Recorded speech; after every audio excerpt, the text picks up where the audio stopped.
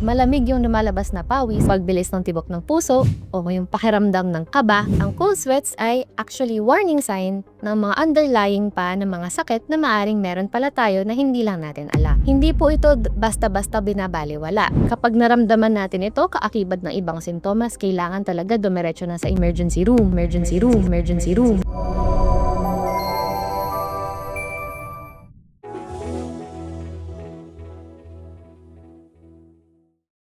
Hello mga kababayan! Welcome sa isa na namang episode ng Medico.ph. At ngayon, pag-uusapan natin ang isang symptom na madalas na ma-mention ninyo sa mga comments natin. At yun ang tinatawag na cold sweats o pagpapawis ng malamig. Kasi pag nararamdaman natin yan, yun yung parang ano talaga kinakabahan ka na feeling mo may masamang mangyayari. So, aalamin natin ngayon, delikado ba to? Pwede bang baliwalain? Ano bang nagkukos? And here to explain all of that to us is our resident doctor and resource person, Dr. Bien Canlas. Doc Bien, cold sweats. Ano ang definition nito at bakit kaya ito nangyayari? Ang mga cold sweats o yung pagpapawis ng malamig by the name itself, no? Malamig yung lumalabas na pawis at nangyayari ito hindi dahil naiinitan ka or pagod ka. Madalas lumalabas itong pagpapawis na ito ng seemingly walang dahilan.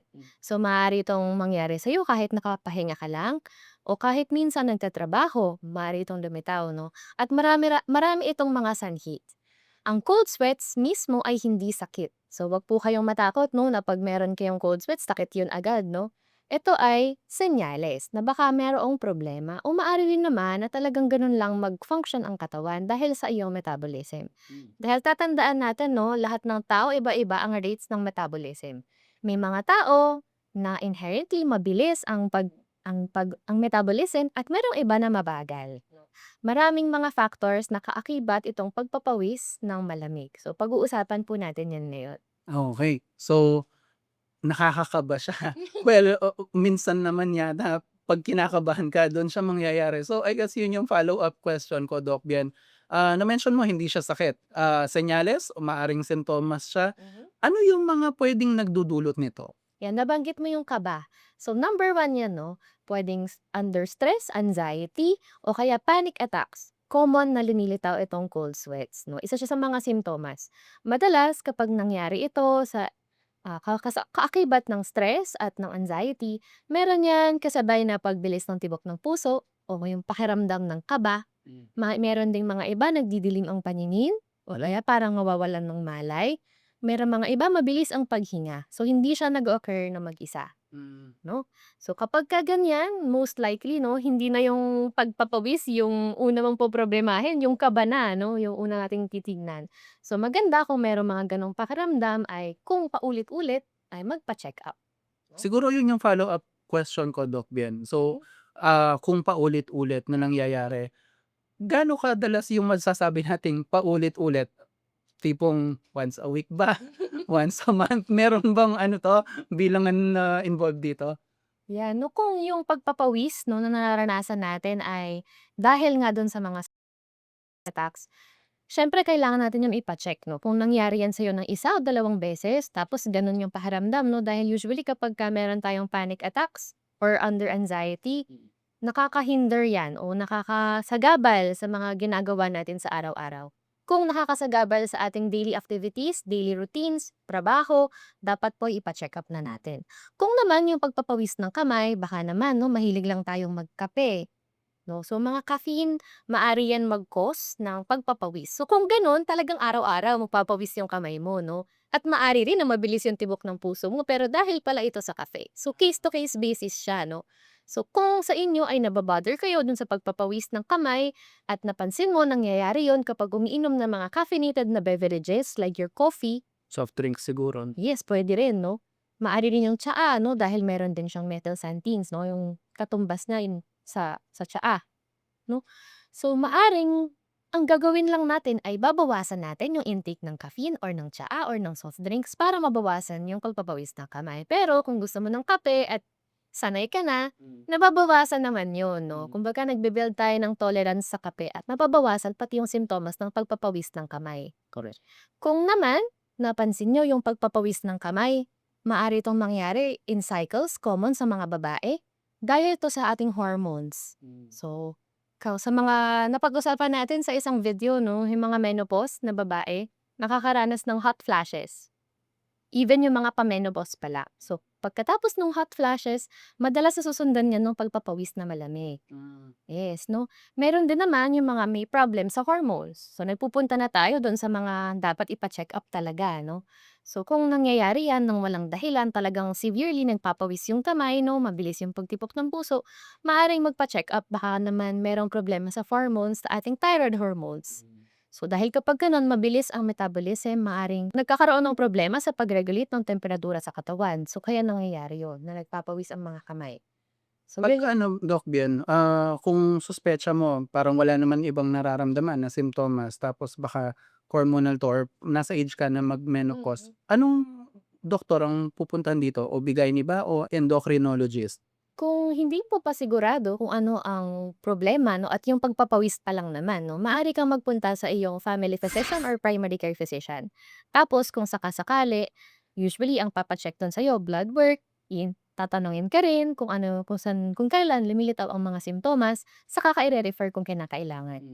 So madalas mai-refer tayo sa internal medicine kung meron tayong problema sa thyroid at maaring ma-refer kung talagang hindi kayang i-manage ay mare-refer tayo sa endocrinologist. So maaari 'yon 'no.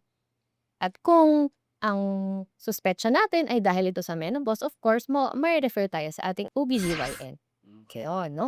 So mahalaga ay ma-check muna 'no kung kailan ba ito lumilitaw, gaano kadalas, ano ang mga ibang simptomas na kaakibat nito, dahil 'yun yung mga magtuturo kung ano nga ba ang dahilan ng pagpapawis ng malamig.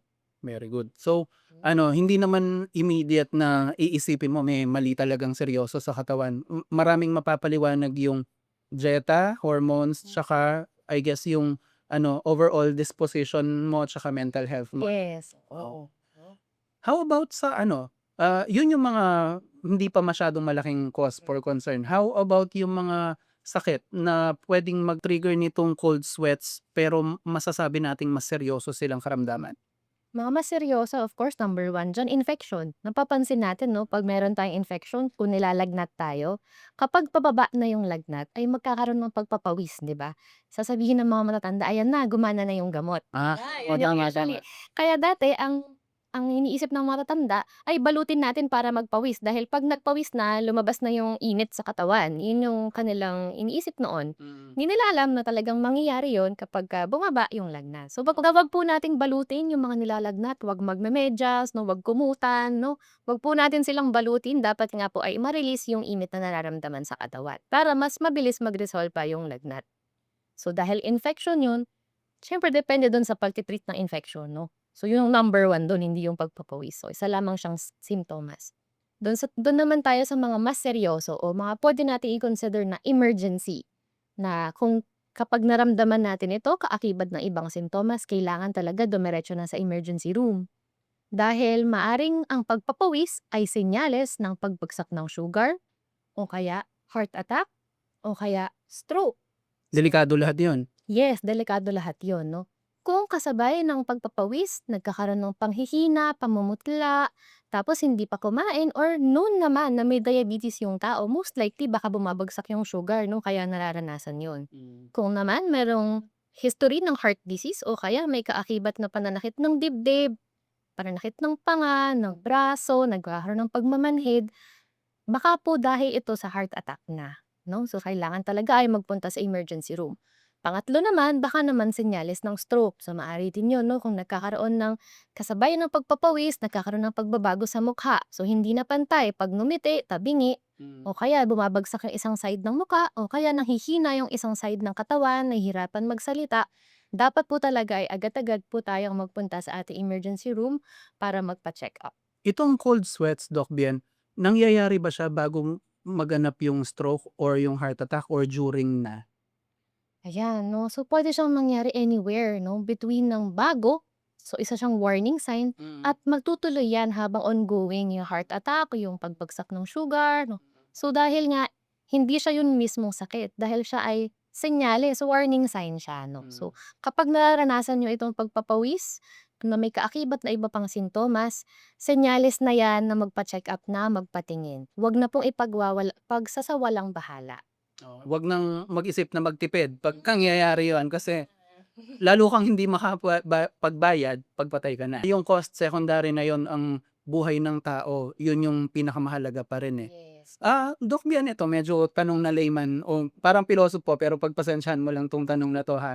Na-mention mo kanina 'pag bumabagsak yung blood sugar, siyempre sa aming mga walang diabetes, so hopefully wala pa talaga. Ano, ang common notion is mas mababa ang blood sugar, mas okay, 'di ba? Parang ano, ayaw mo yung idea ng mataas ang sugar mo, eh. Pero bakit ba nagiging delikado itong pagbagsak ng blood sugar sa mga diabetic?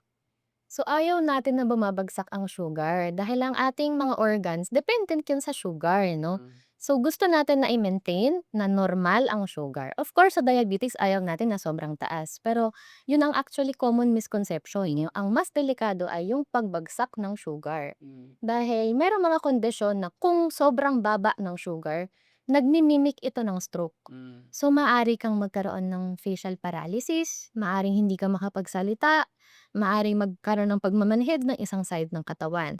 Pero pag check ng sugar, mababa lang pala ang sugar, pag binigyan ng sugar, magiging okay na, mawawala ang mga sintomas. Oh. So, kung napabayaan, of course, no, maaari yun mag-lead ng permanenteng damage, no? Pero, kaya po dapat babantayan, no, sa mga diabetic, no, important yun na iniinom yung tamang gamot, huwag magpapalit ng gamot, at huwag manghihiram ng gamot sa kakilala, no? At sa mga umiinom naman ng gamot for diabetes, huwag din natin silang ipe-prescribe, no, sa kung kani-kanino. Dahil yun ang iniinom ninyon. So, Totoo. ang management ng diabetes o ay dapat, of course, binabantayan ng doktor, na minomonitor ng doktor. At ito ay highly personalized. So, ang gamot mo ay para lang sa'yo at iba rin yung pwede inumin na gamot, no, kahit na kamag-anak mo pa o kaibigan mo, kahit na parehas kayong may diabetes. Hmm.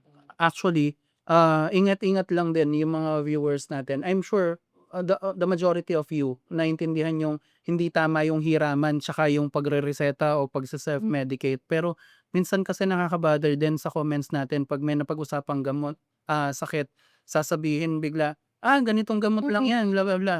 Maaari sa'yo nagwo-work 'yun at, lalo na kung prescribe sa'yo ng doktor. Pero siyempre hindi ako doktor at ikaw hindi ka rin naman doktor, medyo puwede mo naman sabihin na, sa akin ganito."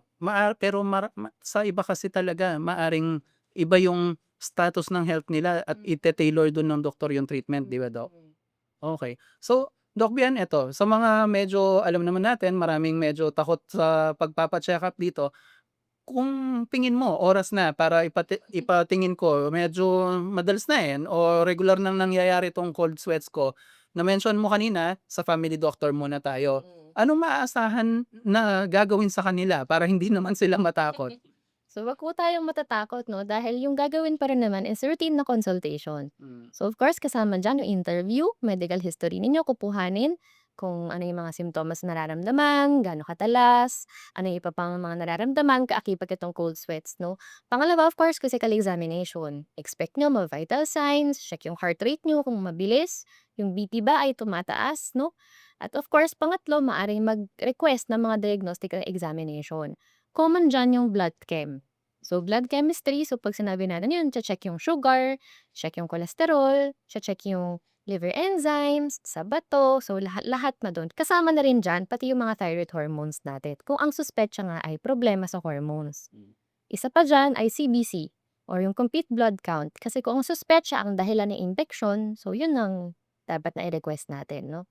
At kung may mga iba naman na kaakibat na sintomas tulad ng kunyari may napansin ka lumalaki pala yung sa leeg, no, nagkaroon ng bukol sa leeg, maaring magdagdag ng mga iba pang imaging examinations tulad ng ultrasound, no, X-ray, so maaari yan i-request kasabay ng mga test na nabanggit.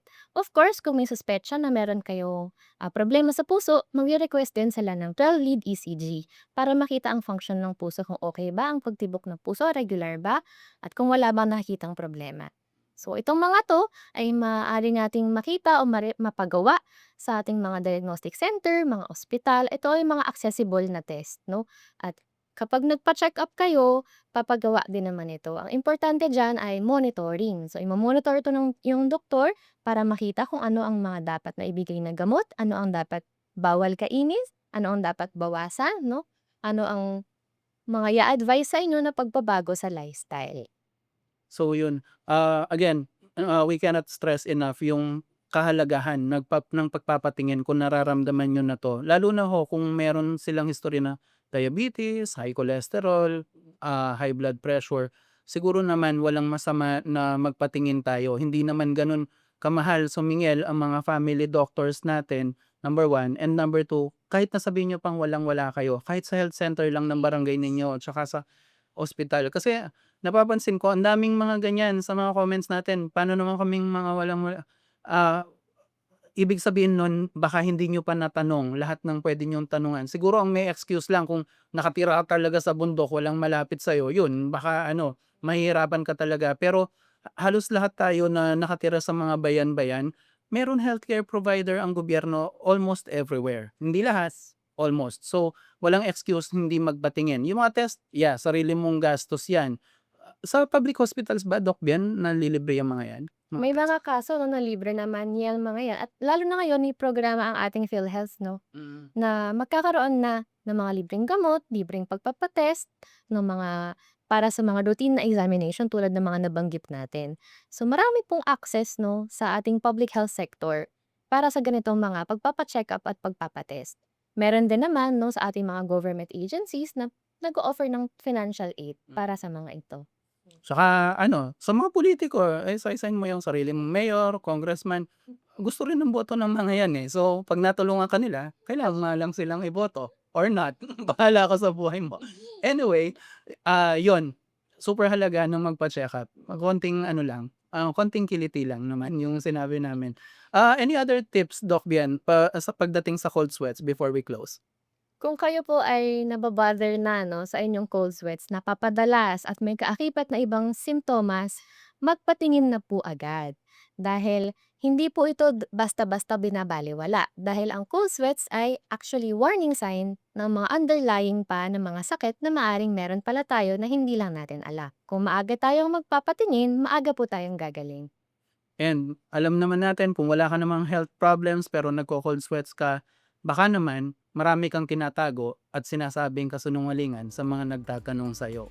Madaling dahilan din yun. Anyway, this has been Glenn, the Managing Director of Medico.ph, along with our resident doctor and resource person, Dr. Bian Canlas. In behalf of my partner in health, Dr. Anthony So, kami muna ay magpapaalam and we'll see you sa next video. Bye-bye!